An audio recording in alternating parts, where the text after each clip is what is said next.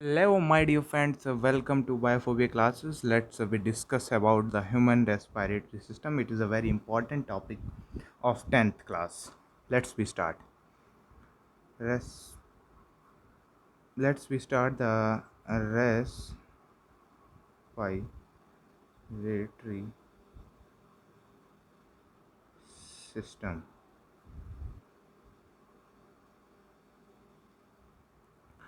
If we talk about it in some detail, then we know about very well in our respiratory system, human respiratory system, there is a trachea or the windpipe.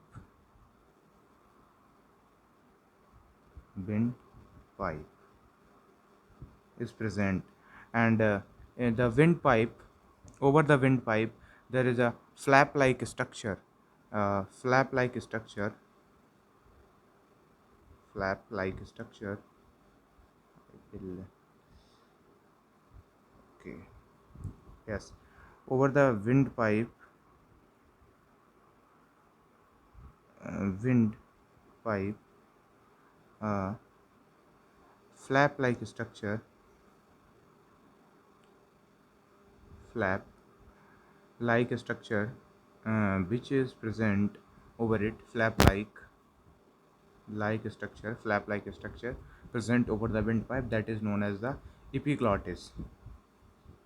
जिसको हम क्या कहते हैं, epiglottis कहते हैं.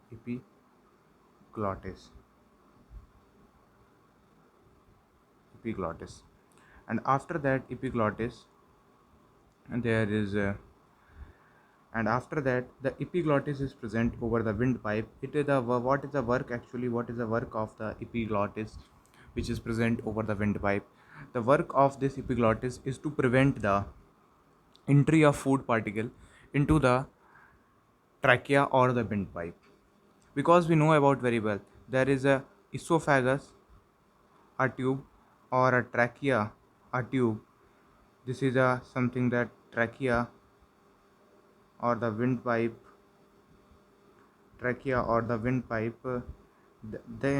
this is the trachea or the windpipe,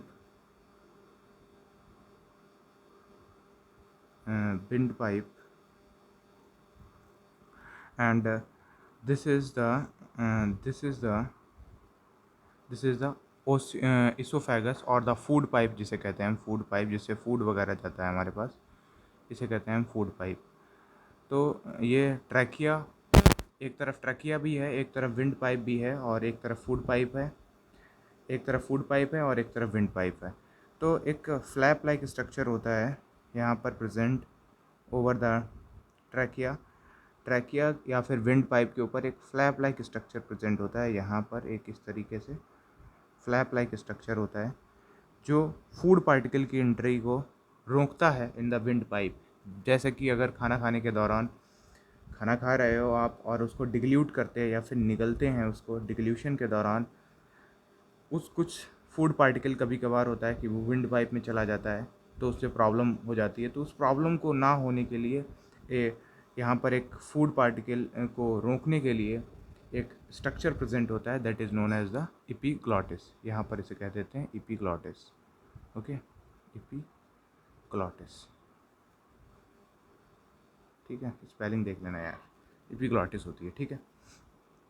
and after that epiglottis की अगर बाद में बात करें, अब अच्छा और क्या होता है, अब जब नीचे की तरफ हम मुड़ते हैं उसमें और नीचे उतरते हैं, उसके फेरिंग्स के नीचे उतरते हैं, तो सबसे पहले क्या होता है कि यहाँ पर जो हमारे पास ट्रैकिया होती है, और जैसा कि हमने देख चुके हैं कि यहाँ पर सबसे पहले जो हमारे पास ये ट्रैकिया है, मान लीजिए सजेस्ट करिए ये ट्रैकिया है, ये और आगे बढ़ते हैं, और आगे बढ़ती है या फूड पाइप बनता है. फिर ये जो होता है, ये छोटे छोटे इधर ये दो छोटी छोटी ब्रांचीज़ में डिवाइड हो जाती है, और ब्रांची फिर जो होते हैं ये ब्रांचियोल्स में डिवाइड हो जाते हैं इस तरीके से. यहाँ पर ये ओपन होगा, यहाँ पर ये ओपन होगा, मतलब इस तरीके से ये होता है कुछ स्ट्रक्चर इसका. फिर ये होता है और ये होता है, फिर ये होता है और ये होता है, फिर ये होता है और ये होता है, ये होता है, ये होता है और ये होता है. इस तरीके से एक स्ट्रक्चर हो जाता है, और ये बन जाता है हमारे पास हमारा लंग्स. इस तरीके का स्ट्रक्चर हो जाएगा और ये लंग्स बन जाएगा यहाँ पर, ठीक है। इधर भी ऐसा ही हो जाता है कि ये प्राइमरी ब्रांचियोल्स बन चुकी हैं यहाँ पर, और फिर ये इधर ये टर्मिनल ब्रांचियोल्स बन जाती हैं। ये प्राइमरी ब्रांचियोल्स बन चुकी हैं तो यहाँ पर ये टर्मिनल ब्रांचियोल्स बन जाती हैं, ये आगे बन जाता है। और इस तरीके से, सॉरी यहाँ पर मैं इसको ज़रा थोड़ा सही से बोल देता हूँ, दिखा देता हूँ आप लोगों को। यस, तो ये ऐसे करके ये इधर हो गया, ये इधर चला जाएगा, ठीक है। और ये आगे जाके प्राइमरी ब्रांचियोल्स हैं, या फिर ये थोड़ा सीधा होगा, एक्चुअली मैंने थोड़ा टेढ़ा बन चुका है यहाँ पर, मैं इसको सीधा कर देता हूँ। तो ये सीधा थोड़ा सीधा होगा यहाँ पर, ये इस तरीके से, ये इस तरीके से, और फिर ये जो है ये इस तरीके से, ये इस तरीके से, ये इस तरीके से। ये विंड पाइप का थोड़ा सा ये पाइप ये वाला होगा, ये होगा यहाँ पर पाइप, मैं इसको भी ठीक कर देता हूँ। ये ऐसे होगा, ठीक है। और ये जो कि आगे जाके इस तरीके से ऐसे हो जाता है, ये ऐसे हो जाता है, ये ऐसे हो जाता है, ये ऐसे हो जाता है, और इस तरीके से ये डिवाइड होते रहते हैं, ठीक है। ये डिवाइड हो जाती है इस तरीके से, हल्के हल्के थोड़े डिवाइड होते हैं क्योंकि यहाँ पर थोड़ी प्रॉब्लम आ रही है बनाने में। तो ये बोर्ड पर ज़्यादा अच्छी तरीके से बन जाता है डायग्राम।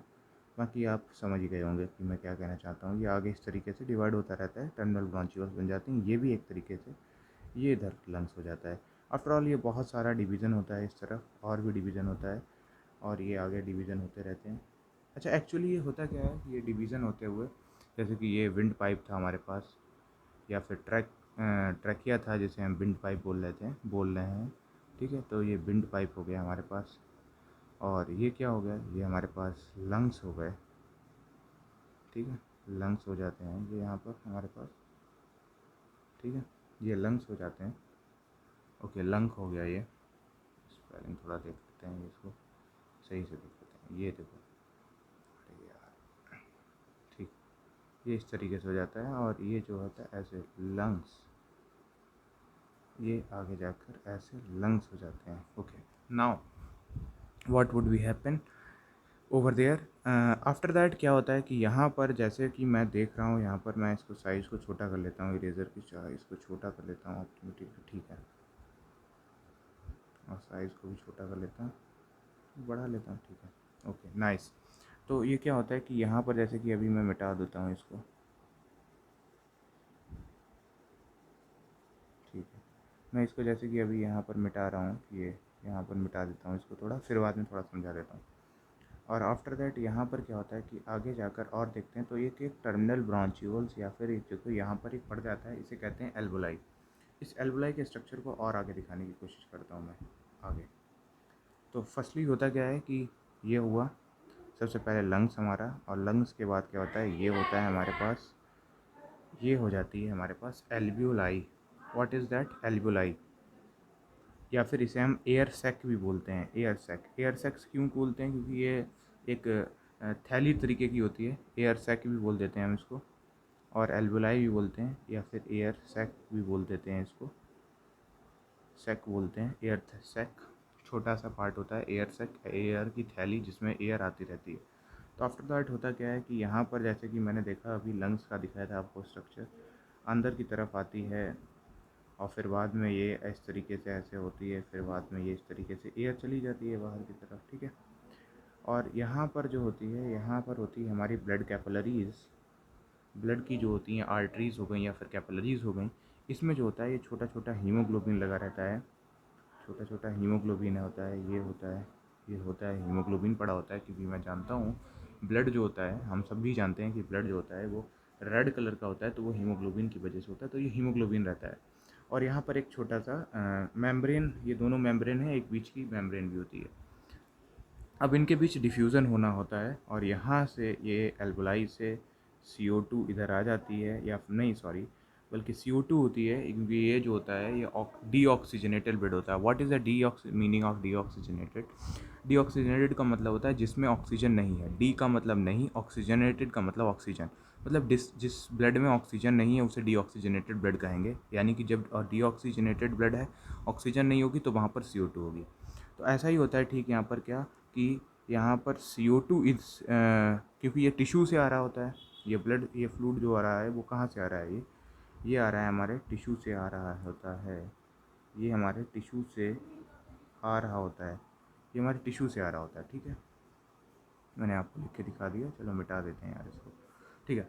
तो ये टिश्यू से आ रहा होता है, तो टिश्यू से आ रहा होता है तो उसमें CO2 होती है। अब ये CO2 और ये जो आ रही है, जो हमने फेफड़ों में इनहेल की है, बाहर से इंस्पायरेशन के थ्रू आई है, वो O2 आ रही है। उस एयर में O2 होता है। तब O2 का हायर कंसंट्रेशन यहाँ हमारी कैपिलरीज़ में होता है, वो सॉरी हमारी एयर सैक्स में होता है, एयर सैक या फिर एल्वोलाई जिसे बोलते हैं। तो वहाँ पर ज़्यादा हायर कंसंट्रेशन रहता है किसका, O2 का। तो उस O2 के हायर कंसंट्रेशन से लो कंसंट्रेशन की ओर O2 जो होती है ये ट्रांसफ़र होना शुरू हो जाती है। अच्छा, तो ये O2 ट्रांसफ़र हो रही होती है। अभी अभी क्या ट्रांसफ़र होता है यहाँ पर जो होता है वो O2 ट्रांसफ़र होता है, O2, ठीक है, O2 ट्रांसफ़र होता है। और अभी हम देखें यहाँ पर, अब यहाँ पर हायर कंसंट्रेशन किसकी है, CO2 की है। तो वो CO2 जो होती है अपनी हायर कंसंट्रेशन से अपनी लो कंसंट्रेशन की ओर निकल जाती है। तो इसे कह देते हैं हम, ये निकल रहा होता है हमारे पास CO2। तो ये CO2 निकल जाती है, ये O2 आ जाती है, मतलब O2 आ जाती है और CO2 निकल जाती है, और इस तरीके से हम एक्सपायर कर देते हैं, यानी कि एक्सपायर की हुई जो एयर होती है उसमें CO2 होती है। इस तरीके से ये पूरा सिस्टम चलता है। आफ्टर ऑल मैं आपको और भी एक चीज़ बता देता हूँ कि ये सारी चीज़ें किस तरीके से होती हैं, किस तरीके से O2 कहाँ से आई, या CO2 का मतलब CO2 कैसे बनी, हमारे टिश्यू के अंदर कैसे बन गई। तो हम एक बात बहुत अच्छी तरीके से जानते हैं कि हमारे अंदर एक डाइजेशन की प्रोसेस चल रही होती है, हमारी बॉडी के अंदर एक डाइजेशन की प्रोसेस चल रही होती है। तो ड्यूरिंग द डाइजेशन प्रोसेस क्या होता है कि हम कोई भी फूड पार्टिकल खाते हैं, और वो फूड पार्टिकल जो होता है हमारे से एब्जॉर्ब हो जाता है, एब्जॉर्ब होता है, एब्जॉर्ब होता है, ठीक है। वो कहाँ जाता है, वो सेल्स में चला जाता है, ठीक है, ओके। सेल्स में हम एक बात अच्छी तरीके से जान रहे होते हैं कि बहुत सारी प्रोसेसेस चलती हैं जिसके थ्रू सेल्स जो होती है उस फूड पार्टिकल, एब्जॉर्ब हुए फूड पार्टिकल से ATP बनाने का काम करती है। मतलब इससे जो फूड पार्टिकल है इससे ATP बनेगा। क्या बनेगा, ATP बनेगा। मतलब फूड पार्टिकल है, फूड पार्टिकल, इससे क्या बनता है, ATP बनता है। ATP बनाने की प्रोसेस को किया जाता है कहाँ, सेल्स में। तो हाउ इज़ ATP फॉर्म, ये ऐसे कई सारी प्रोसेसेस होती हैं, ग्लाइकोलिसिस वगैरह प्रोसेस होती है। फिर बाद में माइटोकॉन्ड्रिया में प्रोसेस चलती हैं, मैट्रिक्स ऑफ माइटोकॉन्ड्रिया में tricarboxylic acid cycle, and then electron transport system होता है माइटोकॉन्ड्रिया की इनर मेम्ब्रेन में। ये सारी प्रोसेसेस के बाद क्या होता है कि यहाँ पर अब जो फूड पार्टिकल एब्जॉर्ब हो चुका होता है, ये अब क्या होता है कि यहाँ पर CO2 का फॉर्मेशन हो जाता है। किसका फॉर्मेशन हो जाता है, CO2 का फॉर्मेशन हो जाता है। और ये CO2 को अब बाहर निकालना बहुत ज़्यादा ज़रूरी है। तो ये CO2 अब बाहर निकालने के लिए हम इस रेस्पिरेटरी सिस्टम का वर्क करते हैं, और ये CO2 जो होती है ये ब्लड में छोड़ दी जाती है। और ब्लड जो बिकम हो जाता है, ब्लड हो जाता है, क्या हो जाता है, ब्लड क्या हो जाता है, ब्लड हो जाता है हमारे पास ऑक्सीजनेटेड नहीं, बल्कि ऑक्सीजनेटेड जो ब्लड होता है जिसमें ऑक्सीजन का कंटेंट होता है। जब ऑक्सीजन ब्लड के थ्रू जब कोई भी फूड पार्टिकल इन सब सेल्स तक आता है, और उसके बाद यहाँ पर CO2 होता है, ये तो हम जानते हैं अच्छी तरीके से। CO2 होता है, CO2 ब्लड में चला जाता है। अब ब्लड जो बन चुका होता है, वो ब्लड क्या बन चुका होता है, वो डीऑक्सीजनेटेड बन चुका होता है, डीऑक्सीजनेटेड, ओके, जीनेटेड, ओके, नाइस।